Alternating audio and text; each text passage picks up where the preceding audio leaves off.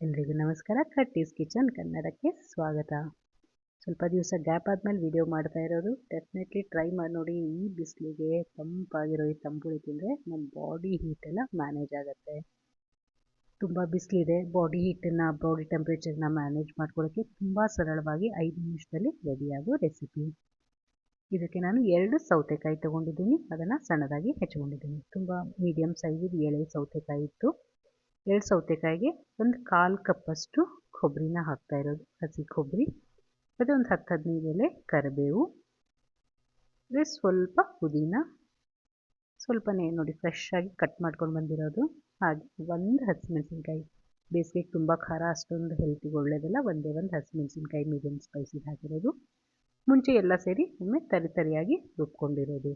ಇದು fine paste ಆಗಬೇಕು. First ತರಿಯಾಗಿ ರುಬ್ಕೊಂಡಿಂದ ಇದಕ್ಕೆ 1/4 ಕಪ್ಪಷ್ಟು ಗಟ್ಟಿ ಮೊಸರು ಹಾಕಿದ್ದೀನಿ. ಇದು ಹುಳಿ ಇಲ್ಲ, ನಾರ್ಮಲ್ ಆಗಿರೋ ಮೊಸರನ್ನೇ ಹಾಕಿರೋದು.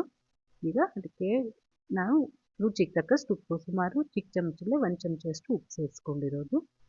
ನೋಡಿ, ಈಗ ಇದನ್ನು ತುಂಬ ಫೈನ್ ಪೇಸ್ಟಾಗಿ ರುಬ್ಕೊಂಡಿದ್ದೀನಿ. ಇದು ಸೌತೆಕಾಯಿನೂ ಹೆಲ್ತಿಗೆ ಒಳ್ಳೆಯದು, ಮೊಸರು ಹೆಲ್ತಿಗೆ ಒಳ್ಳೆಯದು, ಮತ್ತು ತಿಳಿಯಾಗಿ ಬೇಯಿಸದೇ ಇರೋ ಒಂದು ರೆಸಿಪಿ ಇದು. ತುಂಬ ಚೆನ್ನಾಗಿರುತ್ತೆ. ನಮಗೆ ಎಷ್ಟು ಕನ್ಸಿಸ್ಟೆನ್ಸಿ ಬೇಕಲ್ಲ ಅಷ್ಟು ನೀರು ನಾವು ಸೇರಿಸ್ಕೋಬಹುದು. ಇದಕ್ಕೆ ತುಂಬ ತೆಳುವಾಗಿ ಇಷ್ಟಪಡೋರು ತೆಳುವೂ ಮಾಡ್ಕೋಬೋದು, ಇದಕ್ಕಿಂತಲೂ ಸ್ವಲ್ಪ ನೀರಾಗಿ ಮಾಡ್ಕೋಬೋದು. ನನಗೆ ಈ ಕನ್ಸಿಸ್ಟೆನ್ಸಿ ಸರಿ ಹೋಯಿತು, ನಾನು ಅಷ್ಟೇ ಮಾಡ್ಕೊಂಡಿರೋದು. 2 ಚಮಚೆಯಷ್ಟು ಎಣ್ಣೆಗೆ ಸಾಸಿವೆ ಹಾಕಿರೋದು, ಅರ್ಧ ಚಮಚೆ, ಅರ್ಧ ಚಮಚೆಯಷ್ಟು ಜೀರಿಗೆ, ಕರಿಬೇವಿನ ಎಲೆ, ಮತ್ತು ಸ್ವಲ್ಪ ಇಂಗು ಹಾಕಿಬಿಟ್ಟು ನಾವು ರೆಡ್ ಚಿಲ್ಲಿ ಹಾಕಿರೋದು ಒಂದೇ ಒಂದು, ಬ್ಯಾಡಗಿ ಮೆಣಸಿನ್ಕಾಯಿ ಸ್ವಲ್ಪ ರುಚಿಗೆ. ಹಾಗೆ ಒಗ್ಗರಣೆ ಸಿಡಿದಾದ್ಮೇಲೆ ಅರಿಶಿನ ಹಾಕಿ ಗ್ಯಾಸ್ ಫ್ಲೇಮ್ನ ಆಫ್ ಮಾಡೋಣ.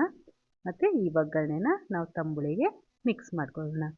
ತುಂಬ ಸರಳವಾಗಿರುತ್ತೆ. ಇದನ್ನು ಬೇಯಿಸೋದಿರೋದಿಲ್ಲಲ್ಲ, ಅದಕ್ಕೆ ಬೇಗ ಆಗುತ್ತೆ. ಇದು ಬಿಸಿ ಒಂದು ಅನ್ನ ಇದ್ಬಿಟ್ರೆ ಸಾಕು, 2 ನಿಮಿಷದಲ್ಲಿ ತಂಬುಳಿ ಮಾಡಿಕೊಂಡು ಮಧ್ಯಾಹ್ನದ ಊಟಕ್ಕೆ ನಾವು ರೆಡಿ ಆಗಿಬಿಡ್ತೇವೆ. ತುಂಬ ಈಸಿಯಾಗಿ ಹೇಗೆ ಮಾಡೋದು ಅಂತ ತೋರಿಸ್ಕೊಟ್ಟಿದ್ದೀನಿ. ಡೆಫಿನೆಟ್ಲಿ ಟ್ರೈ ಮಾಡಿ ನೋಡಿ. ಸಬ್ಸ್ಕ್ರೈಬ್ ಮಾಡ್ಕೊಳ್ಳಿ. Katti's kitchen Kannada. Thank you.